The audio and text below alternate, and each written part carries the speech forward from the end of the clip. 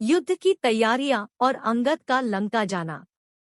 रावण ने जब यह सुना कि समुद्र पर पुल बंध गया है और राम की सेना पार कर लंका में पहुंच चुकी है, तो उसको बड़ा विस्मय और भय हुआ।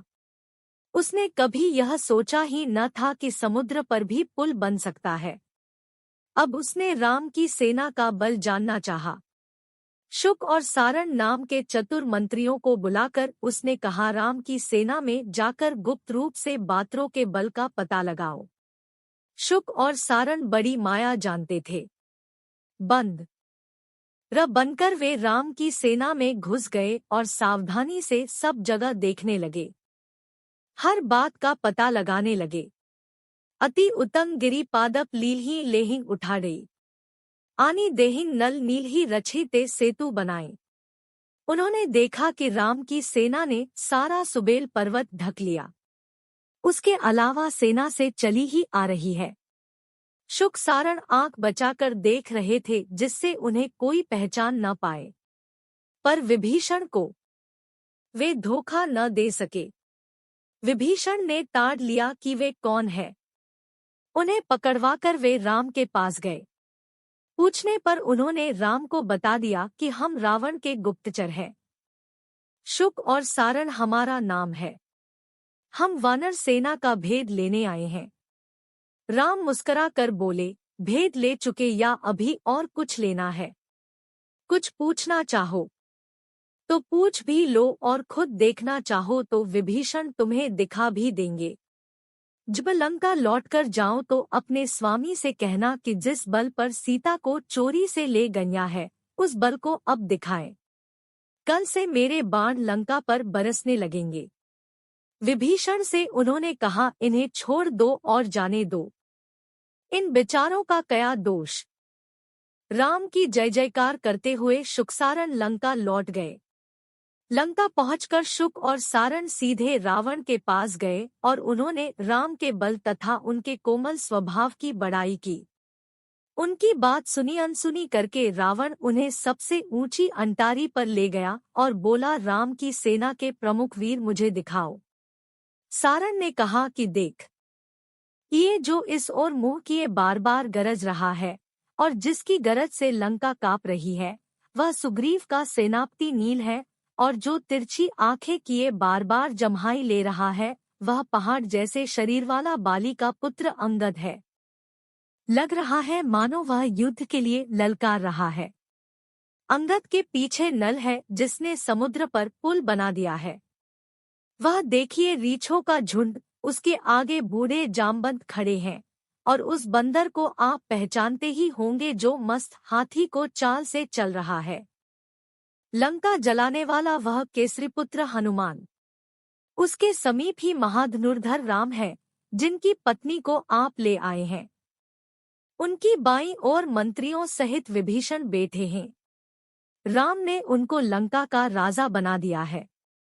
राम और विभीषण के बीच में वानरराज सुग्रीव बैठे हैं। सेना के वानरों की गिनती नहीं की जा सकती।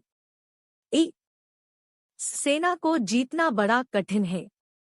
यो अकेले राम ही लंका के लिए काफी हैं। मेरी राय यह है कि सीता को लौटाकर राम से मित्रता कर लें। शुक ने भी ऐसी ही बातें कहीं। यह सुनते ही रावण लाल लाल आंखें करके बोला, दुष्टों, तुम्हें इतना भी नहीं मालूम कि अपने राजा के सामने शत्रु की बड़ाई नहीं करनी चाहिए। मेरे सामने से हट जाओ। इतना कहकर रावण अंतःपुर में चला गया। वहां भी उसको यही राय मिली कि राम से सुलह करना ही ठीक होगा। परंतु रावण ने जो मन में ठान लिया था, उससे डिगा नहीं। उसने सेना को तैयार होने के आदेश दिए। इधर राम ने भी अपनी सेना को 4 भागों में बांट दिया और यह बता दिया कि कौन सा दल लंका के किस द्वार पर आक्रमण करेगा। उन्होंने यह भी कहा कि लक्ष्मण और मैं तथा विभीषण और उनके मंत्री मानव रूप में रहेंगे। शेष सब वानर के बाने में ही युद्ध करेंगे। सुबेल पर्वत पर चढ़कर राम उस रात लंका का निरीक्षण करते रहे। सबेरा होते ही उन्होंने लंका को चारों ओर से घेरने का आदेश दिया। बंदरों के सिंहनाद से दिशाएं गंज गई।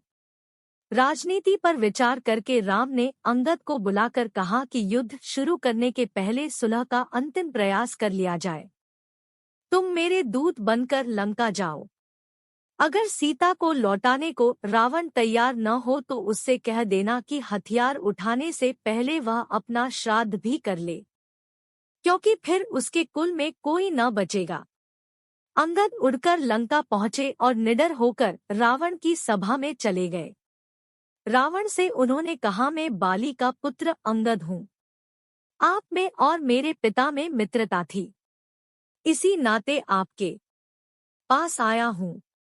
मैं आपको अंतिम चेतावनी देना चाहता हूँ, जानकी जी को लौटा दें, नहीं तो लंका में कोई जीवित न बचेगा। रावण बोला, अंगद तुमको लज्जा आनी चाहिए।